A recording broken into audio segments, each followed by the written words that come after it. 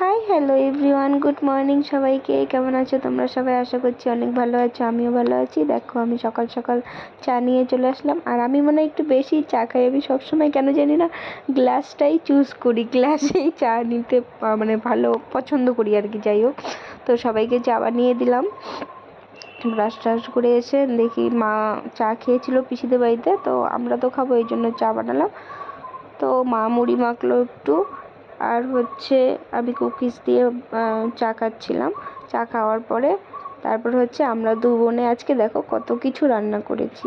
পটলগুলো কেটে নিলাম, কেটেই দেখো মাঝখান দিয়ে চাকু দিয়ে কেটে কেটে নিলাম। আর আমি আজকে পটলের চোকলার মানে পটলের যে হয় না খোসাটা, সেটা দিয়ে বাটা করব। সবাই খায়, বলে ভালোই লাগে, তো আমি ভাবলাম আজকে ট্রাই করে দেখি। তো জিরাটা ভেজে নিয়ে জিরা আর আদাটা আগে বেটে নিচ্ছি। আমি শিলপাটায় খুব একটা বাটি না এখন, কারণ হচ্ছে আমার তো মিক্সচার মেশিনে অভ্যাস। আমার খুব কষ্ট, খুব মানে কেমন জানি হাইফাই করতে থাকি শিলপাটায় হচ্ছে মশলা করলে। তারপর আমাদের বাড়িতে তো শিলপাটা নেই, সরি মিক্সচার মেশিন নেই, তো শিলপাটাতেই মশলা করা হয়। আমি রান্না করলেও মা নালে বুনু করে দেয় মশলা, তো আজকে আমিই করছি। তো মশলা করে নিলাম।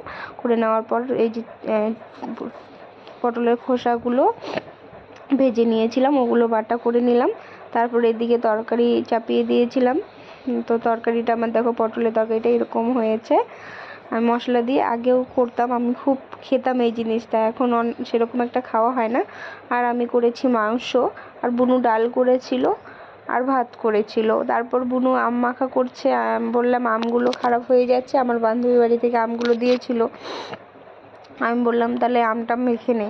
ও বলছে মাখছি। তারপরে সব কিছু ওই যে চিনি দিয়ে লঙ্কা লবণ তারপর লেবু পাতা দিয়ে মাখছে। দিদি বলছে কাসুন্দ নেই, বুনু বলছে কাসুন্দ নেই দিদি, ভালো লাগে না কাসুন্দ ছাড়া। আবার আমাকে বলছে কি একটু ইয়ে করে দে, সর্ষা বেটে দে। আমি যে বুনু প্লিজ আমাকে আরও আজকে বাটাবাটি কথা বলিস না, অনেক বাটাবাটি করেছি, আমার অনেক কষ্ট হচ্ছে। তারপর আম মাখা হয়ে গেছে। এখন দাদাকে খুঁজছিলাম, দাদা কালকে আম মাখা করেছি, বড় দাদা খেতে পারেনি, সেই কারণে দাদাকে খুঁজছি। দেখছি এরা খেলতে এসছে, বাচ্চারা খেলছে দেখো। তারপরে যাই দেখি দাদা হচ্ছে লিচু পাড়ছিল আমাদের ওই বাড়িতে। তারপর দাদাকে ডেকে নিয়ে আসলাম। ডেকে নিয়ে আসার পর আমি, তারপর আমার বুনু, কাকাতো বুনু, দাদা, পিসি সবাই মিলে অল্প অল্প খেলাম। তো খাওয়ার পর ভালো হয়েছিল আম মাখাটা। তো আম মাখাটায় হচ্ছে একটু ঝাল মনে হয় আর একটু লাগতো, তাও ভালো হয়েছে। খাওয়ার পর হচ্ছে আমি গেলাম আমাদের ওই বাড়িতে। দেখছি দেখো লিচু একদম ফাঁকা হয়ে গেছে, গাছে লিচু সব পেড়ে ফেলেছে। ওই দাদাকে দিয়ে লিচুগুলো পাড়ালো, তো আমাকে এগুলো দিল, এগুলো মাদেরকে দিল বাড়িতে। আর এটা হচ্ছে এই যে ব্যাগে করে পারলো। দেখো কত লিচু, অনেক লিচু হয়েছে এবার গাছে, কিন্তু লিচুগুলোতে না পোকা হয়ে গেছে কেন জানি না। তারপরে এই যে এগুলো দিল আমার বরের জন্য, ও খুব পছন্দ করে লিচু। আর কয়েক বছর থেকে ও লিচু খেতে পাচ্ছে না, যেই টাইমে লিচু পাওয়া যায় সেই টাইমটাতে ও থাকে না বাড়িতে। ওই কয়টা মাকে দিয়েছে বাড়িতে, মা বুনুর জন্য, আর আমার হাতে কয়টা আমার হচ্ছে বরের জন্য দিয়েছে।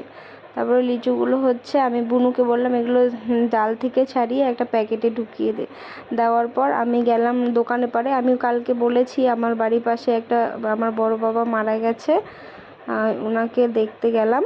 তো যে বুনুর কাছে এই বুনুটাকে ভাইটাকে দিয়ে গেছে, ওই যে কাকিমাটা দাঁড়িয়ে আছে, কাকিমাটার ছেলে। তারপর হচ্ছে এটা আরেকটা ভাই আমার, এটা আমার একটা কাকুর ছেলে। দেখো কত ভাই বুনু আমার বাড়িতে। তারপর আমি বাড়ি এসেছিলাম, আকাশটা দেখো কি সুন্দর লাগছে দেখতে।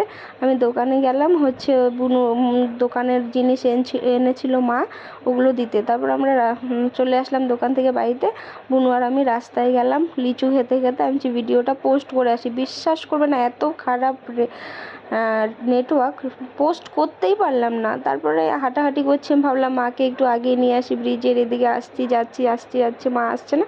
তারপর মা আসলো, তারপরে আমাদের আইসক্রিম দিল, আমরা খেলাম। খেয়ে বাড়ি এসে খাওয়া দাওয়া করে ওই যে ওষুধ খেতে হয় রোজ, ওষুধ খাচ্ছি।